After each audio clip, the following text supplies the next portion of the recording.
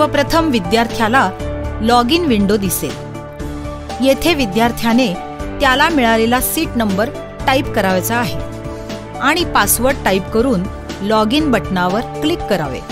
यानंतर विद्यार्थ्याला त्याचे ॲडमिशन कार्ड दिसेल, त्यावरील सर्व माहिती विद्यार्थ्याने तपासून पाहावी। याखाली एक्झाम कंट्रोलर त्याचे लॉग इन आणि पासवर्ड टाईप करेल। जर विद्यार्थ्याला परीक्षा हॉलमध्ये पोहोचण्यास 10 मिनिटांपर्यंत उशीर झाला तर त्याला परीक्षेस बसता येईल, मात्र असा झालेला उशीर हा लेट टाइम म्हणून नोंदविला जाईल व ही मिनिटे त्याच्या ऑब्जेक्टिव्ह प्रश्नांच्या वेळेमधून वजा केली जातील। 10 मिनिटांहून अधिक उशीर झाल्यास परीक्षेस प्रविष्ट होता येणार नाही, त्यामुळे विद्यार्थ्याने परीक्षा कक्षात वेळेवर हजर राहण्याची दक्षता घ्यावी। एक्झाम कंट्रोलरने लॉग इन केल्यानंतर येणाऱ्या स्क्रीनवरील सूचना विद्यार्थ्याने वाचून घ्याव्यात व स्टार्ट एक्झामला क्लिक करावे। आता आपली परीक्षा सुरू झाली आहे। एक महत्त्वाची सूचना, प्रत्येक प्रश्नासाठी एक निश्चित कालावधी आहे। कम्प्युटर स्क्रीनवर वरील बाजूला साधारण मध्यभागी टायमर दिसेल। वेळेआधी प्रश्न पूर्ण झाल्यास सबमिट करण्याचे स्वातंत्र्य विद्यार्थ्याला दिलेले आहे, परंतु जर त्या प्रश्नाची निश्चित केलेली वेळ संपली तर प्रश्न ऑटोमॅटिक सबमिट होईल। आता ऑब्जेक्टिव्ह क्वेश्चन्स हा 50 गुणांचा पहिला विभाग सुरू होईल। यामध्ये एकूण प्रश्न संख्या 25 असेल व वेळ 25 मिनिटे असेल। हे प्रश्न इंग्रजी, मराठी व हिंदी या तीनही भाषांमध्ये उपलब्ध आहेत। प्रश्नाखाली दिलेल्या ऑप्शन्स पैकी करेक्ट ऑप्शनला क्लिक करून उत्तर नोंदवायचे आहे। त्यानंतर नेक्स्ट बटन क्लिक करून पुढील प्रश्नाकडे जाता येईल। परंतु विद्यार्थ्यास एखादा प्रश्न कठीण वाटत असल्यास तो न सोडवता नेक्स्ट बटन दाबून पुढील प्रश्न सोडवता येईल। असे कठीण वाटणारे प्रश्न वेळेच्या मर्यादेत विद्यार्थ्यास पुन्हा सोडवता येतील। सोडविलेल्या प्रश्नांचा अंक हिरव्या रंगामध्ये आणि न सोडवलेल्या प्रश्नांचे अंक लाल रंगामध्ये दिसतील। जर विद्यार्थ्याने वेळेआधी प्रश्न सबमिट केला तर are you sure you want to submit the objective section असा कन्फर्मेशन साठी पॉपअप ओपन होईल। जर विद्यार्थ्याने चुकून सबमिट बटन दाबले असेल किंवा वेळ शिल्लक असल्यामुळे विद्यार्थ्याला जर प्रश्न पुन्हा तपासून पाहायचे असतील तर विद्यार्थ्याने येथे नो या बटनावर क्लिक करावे। येस बटनावर क्लिक केल्यावर प्रश्न सबमिट होईल। ऑब्जेक्टिव्ह प्रश्नांच्या पहिल्या विभागानंतर प्रॅक्टिकल प्रश्नांचा दुसरा विभाग सुरू होईल। प्रॅक्टिकल विभागात पहिला प्रश्न ईमेलचा असेल। यासाठी गुण 5 आहेत व वेळ 8 मिनिटे आहे। ईमेल क्वेश्चन स्क्रीनच्या डाव्या बाजूस दिसेल। तो परीक्षार्थीने उजव्या बाजूला असलेल्या आन्सर शीट मध्ये जसाच्या तसा टाईप करायचा आहे। टाईप करत असताना जर काही चुका झाल्या तर विद्यार्थी त्या दुरुस्त करू शकेल। शेवटी एक फाईल अटॅचमेंट दिलेली असेल, ती अटॅच करून सेंड या बटनावर क्लिक करावे। सेंड या बटनावर क्लिक केल्यावर प्रश्न सबमिट होणार आहेत। येथेही are you sure you want to submit the email section असा कन्फर्मेशन साठी पॉपअप ओपन होईल। येस बटनावर क्लिक केल्यावर प्रश्न सबमिट होईल। यानंतर प्रॅक्टिकल विभागातील दुसरा प्रश्न पत्र किंवा लेटर असेल। प्रश्न स्क्रीनवर डाव्या बाजूला दिसेल। यासाठी गुण 15 आहेत व वेळ 30 मिनिटे आहे। परीक्षा परिषदेकडून दिलेल्या मार्गदर्शनपर सूचनांचा अवलंब करून परीक्षार्थीने उजव्या बाजूला असलेल्या आन्सर शीट मध्ये लेटर जसेच्या तसे टाईप करायचे आहे। टाईप करत असताना जर काही चुका झाल्या तर विद्यार्थी त्या दुरुस्त करू शकेल। लेटर पूर्ण झाल्यावर सबमिट करायचे आहे। येथेही are you sure you want to submit the letter section असा कन्फर्मेशन साठी पॉपअप ओपन होईल। येस बटनावर क्लिक केल्यावर प्रश्न सबमिट होईल। यानंतर प्रॅक्टिकल विभागातील तिसरा प्रश्न स्टेटमेंटचा असेल। प्रश्न स्क्रीनवर डाव्या बाजूला दिसेल। यासाठी गुण 10 आहेत व वेळ 20 मिनिटे आहे। परीक्षा परिषदेकडून दिलेल्या मार्गदर्शनपर सूचनांचा अवलंब करून परीक्षार्थीने उजव्या बाजूला असलेल्या आन्सर शीट मध्ये स्टेटमेंट जसेच्या तसे टाईप करायचे आहे। टाईप करत असताना जर काही चुका झाल्या तर विद्यार्थी त्या दुरुस्त करू शकेल। स्टेटमेंट पूर्ण झाल्यावर सबमिट करायचे आहे। येथेही are you sure you want to submit the statement section असा कन्फर्मेशन साठी पॉपअप ओपन होईल। येस बटनावर क्लिक केल्यावर प्रश्न सबमिट होईल।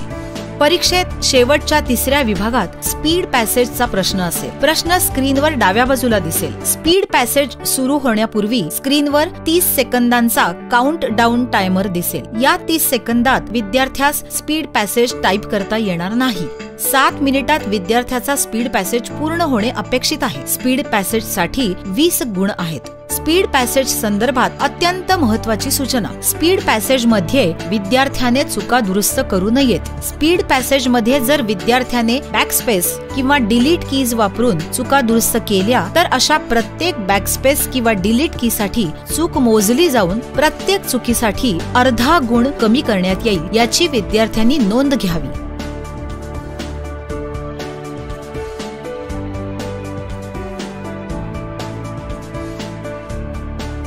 GCC TBC 30 words per minute या परीक्षेसाठीच्या लेटरचे फॉर्मॅटिंग कसे करावे याचे प्रात्यक्षिक येथे देत आहोत. प्रश्नामध्ये असलेले फॉर्मॅटिंग पाहण्यासाठी विद्यार्थ्याला क्विक मेनू उपलब्ध आहे. म्हणजेच एखाद्या शब्दाचे फॉर्मॅटिंग पाहायचे असल्यास तो शब्द सिलेक्ट करून लगेच तेथे येणारा क्विक मेन्यू बघून फॉर्मॅटिंग बघता येईल. संपूर्ण पत्र प्रथमतः लेफ्ट साइडला टाईप करून घ्यावे. टाईप करत असतानाच आवश्यक त्या ठिकाणी एंटर व टॅब द्यावेत आणि नंतर फॉर्मॅटिंग सुरू करावे. कंपनीचे नाव बोल्ड व अंडरलाईन करावे. आता कंपनीचे नाव व पत्ता माऊसने किंवा कीबोर्डच्या साहाय्याने एकाच वेळी सिलेक्ट करून सेंटर अलाइनमेंट अप्लाय करावी. जावक क्रमांकानंतर एकही स्पेस न सोडता किमान 3 वेळा टॅब की दाबून दिनांक पुढे न्यावा. या प्रात्यक्षिकामध्ये 4 वेळा टॅब कीचा वापर केला आहे. 2 नंतर पत्ता टाईप झालेला आहे.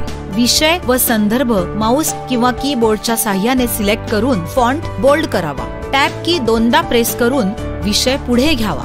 तसेच संदर्भ टॅब की 2दा प्रेस करून पुढे घ्यावा. महोदय किंवा डिअर सर हे मार्जिनला लागूनच असावे. मजकुरामध्ये प्रत्येक पॅराग्राफच्या सुरुवातीला एकदा टॅब की प्रेस करावी व पॅराग्राफ संपल्यावर एकच एंटर असावा. 2 पॅराग्राफ मध्ये ब्लँक लाईन नको. माऊस किंवा कीबोर्डच्या साहाय्याने पॅरा सुरू होतो तिथपासून थँकिंग यू किंवा कळावे धन्यवाद पर्यंत सिलेक्शन घेऊन पॅराग्राफला जस्टिफाईड अलाइनमेंट करावी. थँकिंग यू किंवा कळावे धन्यवाद व युअर्स फेथफुली किंवा आपला विश्वासू यामध्ये एक्स्ट्रा एंटर नको. युअर्स फेथफुली किंवा आपला विश्वासू नंतर हुद्द्यापूर्वी 2 ब्लँक लाईन स्पेस असावे. आपला विश्वासू किंवा युअर्स फेथफुली पासून हुद्दापर्यंत माऊस किंवा कीबोर्डच्या साहाय्याने सिलेक्शन करावे व रुलरचा वापर करून इंडेंटच्या चौकोनावर क्लिक करावे व संपूर्ण लेफ्ट इंडेंट 3.5 लाच ड्रॅग करावे. या सिलेक्शनला सेंटर अलाइनमेंट अप्लाय करावे. सोबत किंवा एन्क्लोजर मार्जिनला लागूनच लेफ्ट अलाइनमेंट ठेवावी. येथेही शेवटच्या अक्षरानंतर किंवा कॅरेक्टर नंतर स्पेस किंवा एंटर देऊ नये.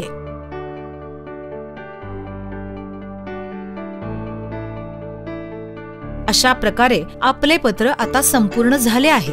GCC TBC 30 words per minute या परीक्षेसाठीच्या स्टेटमेंटचे फॉर्मॅटिंग कसे करावे याचे प्रात्यक्षिक येथे देत आहोत. क्वेश्चन पेपरच्या एक्सेल शीट मध्ये असेल त्याचप्रमाणे आन्सर शीट मधील एक्सेल शीट वरील सेल मध्ये स्टेटमेंट टाईप करणे आवश्यक आहे.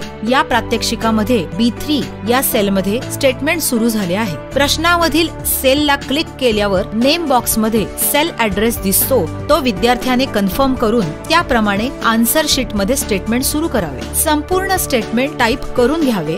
फिगर्स टाईप करत असताना 1000 सेपरेटर दाखविण्यासाठी कीबोर्ड वरील स्वल्पविराम म्हणजेच कॉमाचा वापर करावा. जसे 1,200.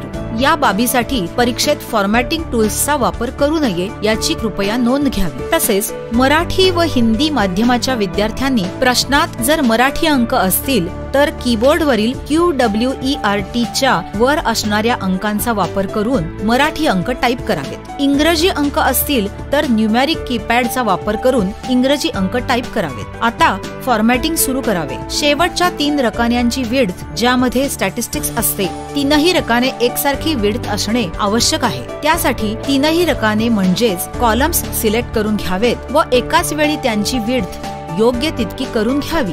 सिरियल नंबर किंवा अनुक्रमांकच्या कॉलमची पर्टिक्युलर्स किंवा विवरणच्या कॉलमची विड्थ योग्य तितकी करून घ्यावी. हेडिंगला merge and centre command apply करावी. Main heading bold and underline करावे. सर्व रकान्यांचे मथळे सिलेक्ट करावे. सेंटर अलाइनमेंट अप्लाय करावी. तसेच त्यांना बोल्ड करावे. आता 1 ते 8 सिरियल नंबर सिलेक्ट करावेत व त्यांना सेंटर अलाइनमेंट करून घ्यावी. त्यानंतर मेन हेडिंग सोडून सगळे रकाने सिलेक्ट करून त्याला ऑल बॉर्डर्स करावी. स्टेटमेंट टाईप करताना जर काही चुका झाल्या असतील तर विद्यार्थ्याने त्या दुरुस्त करून घ्याव्यात. मेन हेडिंग पासून संपूर्ण स्टेटमेंट सिलेक्ट करून त्याची व्हर्टिकल अलाइनमेंट मिडल ठेवावी.